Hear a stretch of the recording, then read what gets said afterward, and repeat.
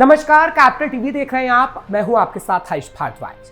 हमारे देश भारत की पहचान अन्नदाताओं से है और उन्हें मजबूत करने के लिए योगी आदित्यनाथ ने कोई कोर कसर नहीं छोड़ी है, क्योंकि वो योगी भी हैं और सीएम भी, और वो समाज सेवा और किसानों को आगे बढ़ाना कभी नहीं भूलते।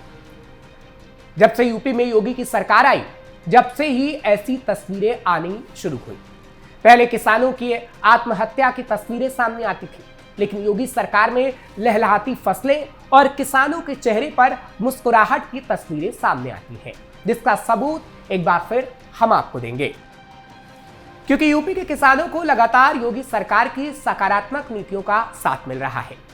2025-26 में धान बिक्री के लिए 1 सितंबर से पंजीकरण की शुरुआत हो चुकी है। 25 अक्टूबर तक धान बिक्री के लिए लगभग 1,54,035 किसानों ने पंजीकरण भी करा लिया है।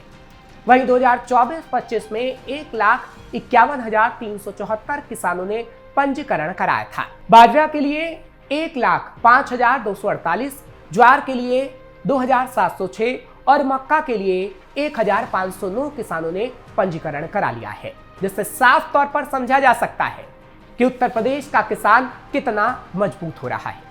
चलिए अब एक एक करके आपको विस्तार से इसकी जानकारी देते हैं। 44,127.91 मीट्रिक टन धान की हुई खरीद। खाद्य और रसद विभाग के मुताबिक इस साल 2,359 रुपए कॉमन और 2,389 रुपए ग्रेड ए प्रति क्विंटल की दर से खरीद हो रही है।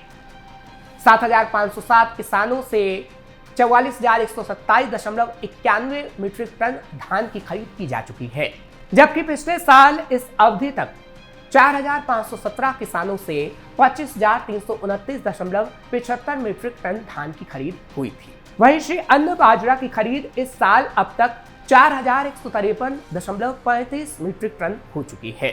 पिछले साल इस अवधि तक 4,021.39 मीट्रिक टन बाजरा खरीद हुई थी। 48 घंटे में किसानों को किया जा रहा भुगतान। सीएम योगी आदित्यनाथ के निर्देश पर 48 घंटे के भीतर ही किसानों को भुगतान किया जा रहा है। धान बिक्री करने वाले किसानों को इस साल अब तक 86.68 करोड़ का भुगतान किया जा चुका है। इस अवधि में पिछले साल 43.91 करोड़ रुपए का भुगतान किया गया था। वहीं बाजरा के किसानों को 8.43 करोड़ रुपए डीबीटी के माध्यम से स्थानांतरित किए गए हैं। पिछले साल इस अवधि तक यह आंकड़ा 7.63 करोड़ रुपए का था। सीएम योगी की नीतियों के कारण किसानों के हित में प्रतिवर्ष सकारात्मक पहल बढ़ती जा रही है। किसानों की समस्या के लिए टोल फ्री नंबर। किसान अपनी किसी भी समस्या के लिए टोल फ्री नंबर 1800180015 से मदद ले सकते हैं। इसके अलावा वो जिला खाद्य विपणन अधिकारी, क्षेत्रीय विपणन अधिकारी, विपणन निरीक्षक से भी संपर्क साध सकते हैं। किसानों के आधार लिंक बैंक खाते में सीधे भुगतान किया जाएगा।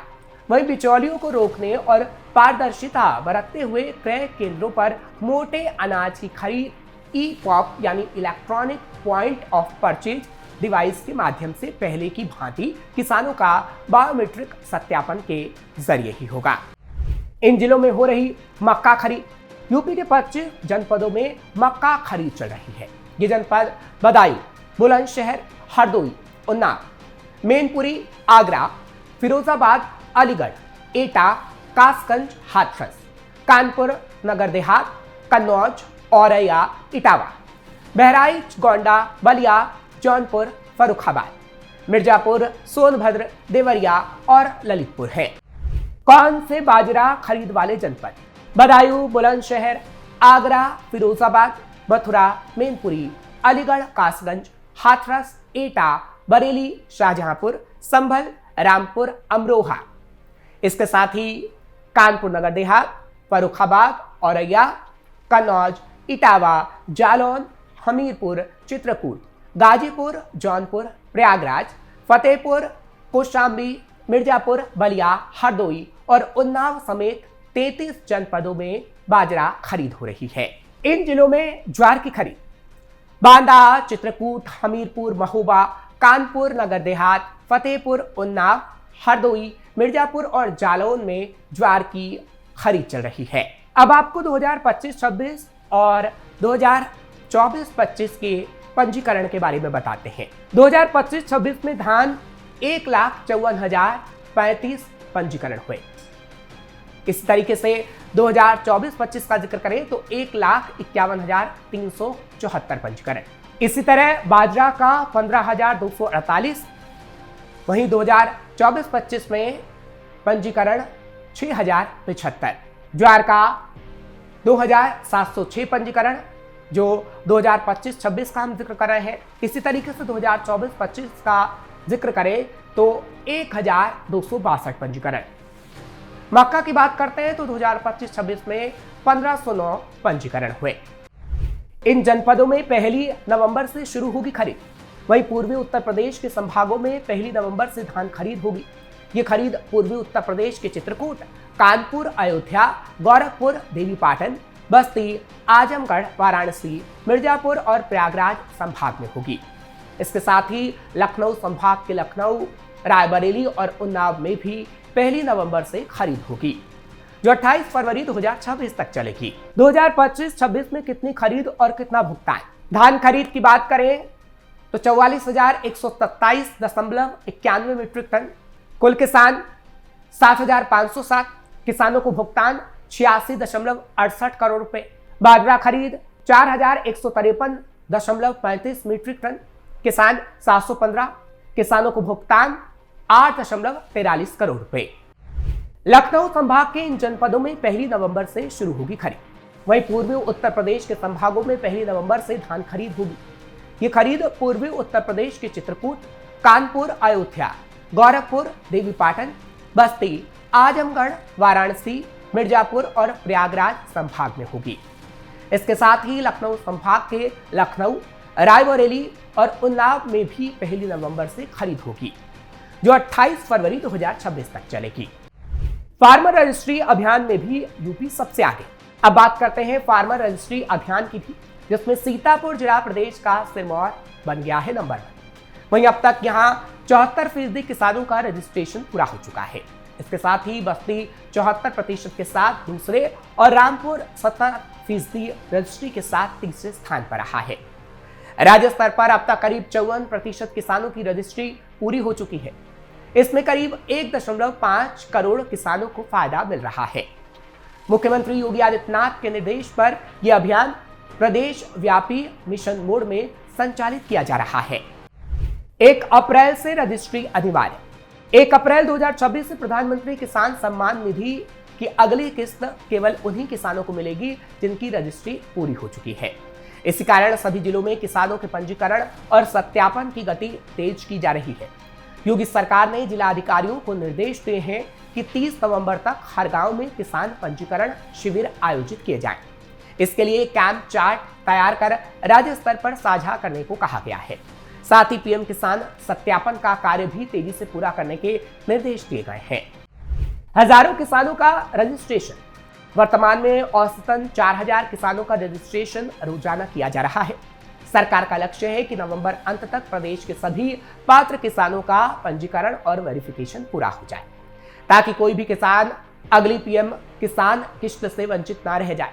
यूपी सरकार ने 100% किसान रजिस्ट्रेशन के लिए 16 सितंबर से पूरे राज्य में एक खास कैंपेन भी शुरू किया था। सीएम योगी आदित्यनाथ के निर्देशों पर डिस्ट्रिक्ट मजिस्ट्रेट इस ड्राइव से पहले रोजाना प्रोग्रेस का रिव्यू कर रहे हैं। रेवेन्यू अधिकारी करते हैं रिव्यू। रेवेन्यू डिपार्टमेंट को रेवेन्यू अधिकारियों को स्टैंडर्ड ऑपरेटिंग प्रोसीजर जारी करने का निर्देश दिया गया है, ताकि आधार के हिसाब से जमीन के मालिकाना हक के रिकॉर्ड में सुधार पक्का किया जा सके।